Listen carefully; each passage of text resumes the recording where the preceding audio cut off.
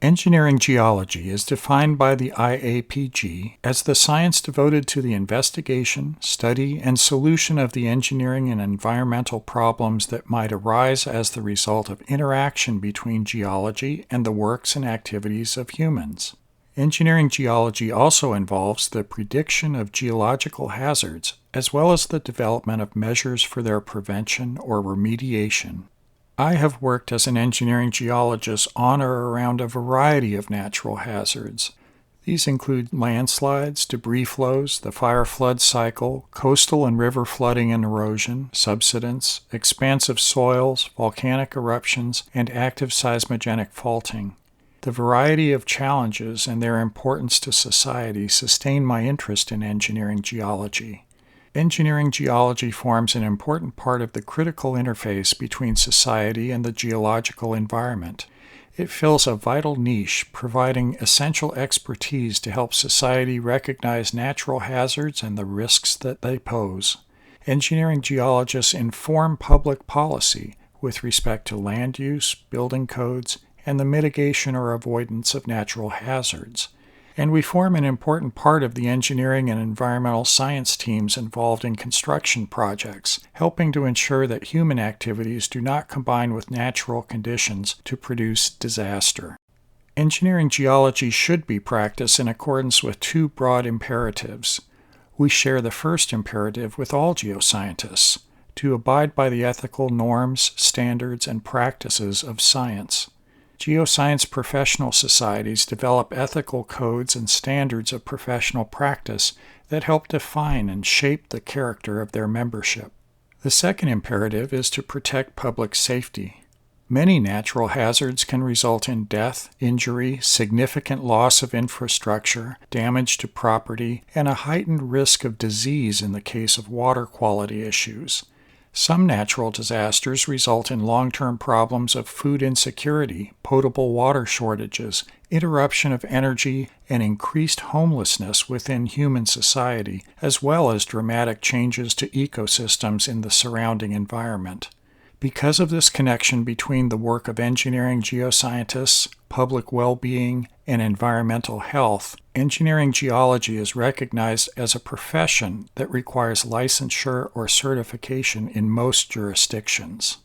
Along with other engineering geoscientists who have been quietly working for decades to establish the geoethical foundation of our profession, we assert that the ultimate client of any engineering geoscientist is society, the community, and that engineering geoscientists share in an engineer's canonical responsibility to hold paramount the safety, health, and welfare of the public, and to strive to comply with the principles of sustainable development. Rather than being solely constrained by the limited interests of a client or a company, a professional engineering geologist must be an advocate for the public interest. Equally important, a professional engineering geologist must advocate for the interests, if you will, of the Earth and its non-human inhabitants. We must be informed stewards of Earth's resources and ecosystem who consider the broader impacts and long-term consequences of any professional task or project. We are well positioned to help society to become more adaptive and resilient in the face of regional and global scale environmental challenges in the years to come. No other group in society has the training, perspective, and knowledge of Earth's history, processes, materials, and hazards to provide this essential service. Science is the most efficient process humans have devised for discovering reliable information about our world. Because science is such a consequential endeavor, ethics is of central importance to science, and truth-telling is at the core of science ethics. As physicist C.P. Snow observed, the only ethical principle which has made science possible is that the truth shall be told all the time. Not a shading of truth to align with the limited interests of a client, but truth unvarnished, along with our honest assessment of uncertainty. The public needs clear communication about natural hazards and associated risks.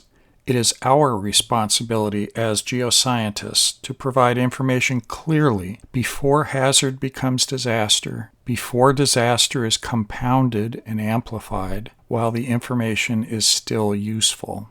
The information needs to be communicated using intelligible language appropriate to the audience, and in particular, the information needs to be communicated fully and truthfully to the persons and institutions with the power and responsibility to minimize the effects of the natural hazard. If we do not act as responsible scientists in the public interest, the contributions of engineering geoscientists will not be sought or valued by society.